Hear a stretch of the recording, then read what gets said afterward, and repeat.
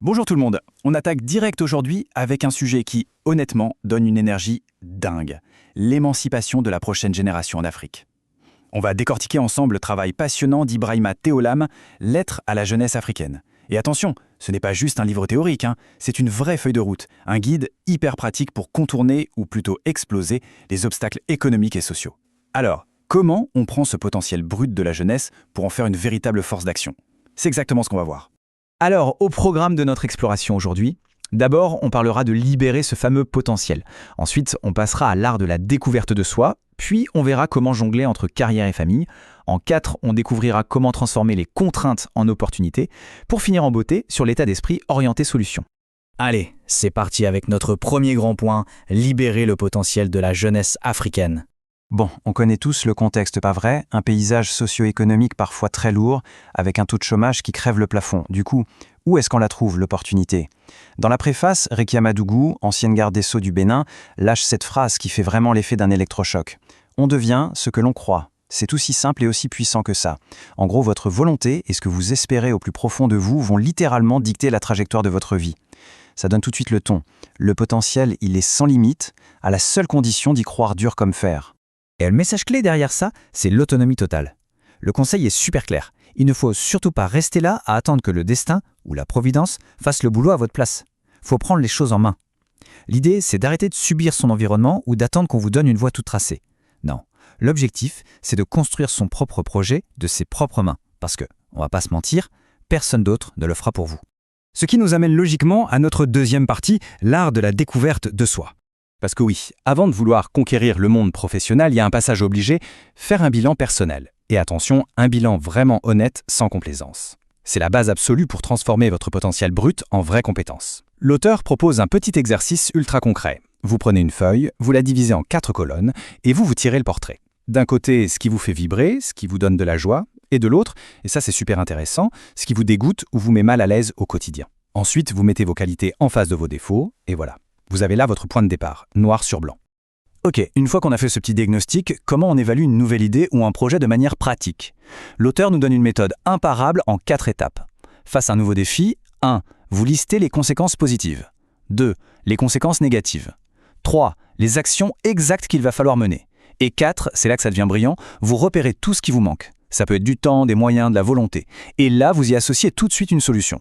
C'est un système génial parce qu'il force votre cerveau à se concentrer sur les opportunités et à passer à l'action, au lieu de rester bloqué sur les problèmes. On passe au 3e point, et pas des moindres, naviguer entre carrière et famille. Alors là, on touche à un point hyper sensible. Il y a très souvent des frictions entre les grands rêves d'un jeune et le besoin de sécurité de sa famille. D'un côté, vous avez la voie de la prudence, avec les attentes des parents qui poussent vers une carrière stable, mais parfois très frustrante. Et de l'autre, la passion, l'ambition pure. Le conseil ici, c'est surtout de ne pas aller au clash. L'écoute de la sagesse des aînés, ça reste précieux. L'idée, c'est plutôt de jouer la carte de la diplomatie, de trouver un compromis intelligent. Vous avancez sur la voie rassurante pour votre famille, tout en bossant comme un fou en parallèle sur votre projet perso. Le but, c'est d'amener des preuves concrètes. Et c'est avec ces preuves que vous gagnerez leur approbation. Pour bien comprendre, prenons l'histoire incroyable de Kadidiatou Camara en Guinée. Son grand rêve, devenir infirmière. Sauf que dans son village, les longues études pour les femmes n'étaient pas forcément encouragées. Au lieu de se braquer, vous savez ce qu'elle a fait? Elle a mené l'enquête. Elle a visité des hôpitaux, rencontré des pros de la santé et elle a monté un vrai dossier argumenté qu'elle a présenté à ses parents, exactement comme une pro devant des investisseurs. Face à un tel niveau de sérieux, ses parents ont tout de suite compris et l'ont soutenue. Franchement, traiter ses parents comme les premiers investisseurs de son projet, c'est une approche qui change absolument tout. Ce qui nous mène parfaitement à notre 4e partie. Transformer les contraintes en opportunités. Parce qu'on va pas se mentir, des obstacles, il y en aura toujours. Que ce soit un manque criant de moyens ou même les moqueries des autres. Prenez l'exemple d'Idriss Sanassa, le PDG de Coris Bank. Quand il a repris un établissement financier au bord du gouffre, il s'est heurté à un pessimisme généralisé et a essuyé refus sur refus pour obtenir son agrément bancaire pendant de longs mois. Mais ses principes de leadership sont redoutables. Viser toujours plus haut, ne jamais baisser les bras face aux préjugés et surtout cultiver l'altruisme. En travaillant pour le bien commun, il s'est forgé une résilience à toute épreuve.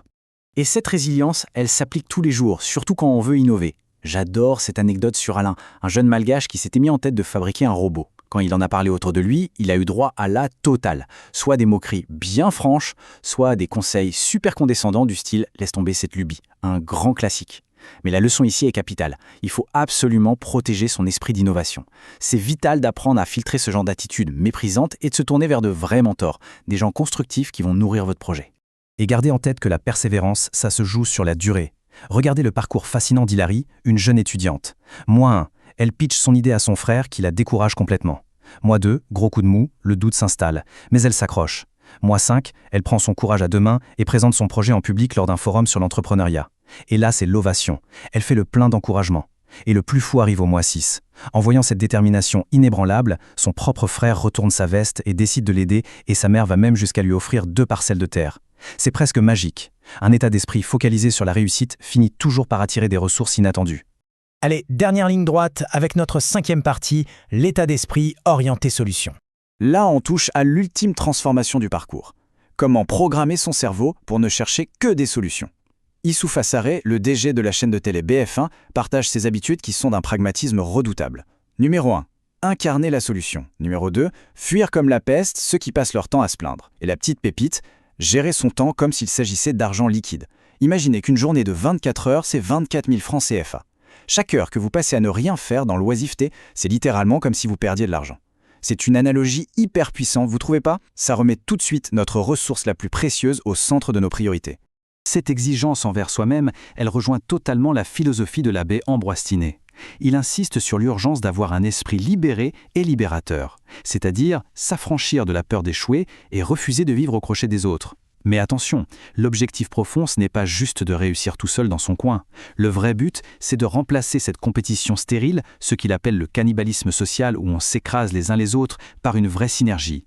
C'est en s'entraidant et en mixant les talents de chacun qu'on construit un développement qui profite à toute la communauté. Pour conclure, l'avenir appartient très clairement à ceux qui arrêtent de subir, à ceux qui ne laissent plus le manque de moyens dicter leurs limites et qui commencent à agir avec audace. La méthode, on vient de la voir, se connaître avec une grande honnêteté, surmonter les découragements en prouvant sa valeur et s'obséder à trouver des solutions tous les jours. Alors avec toutes ces fondations incroyables entre les mains, la vraie question qui se pose maintenant c'est que va choisir de bâtir cette prochaine génération de visionnaires en Afrique? Réfléchissez-y. Merci infiniment d'avoir suivi cette exploration avec nous et on se retrouve très vite pour décrypter de nouveaux sujets passionnants.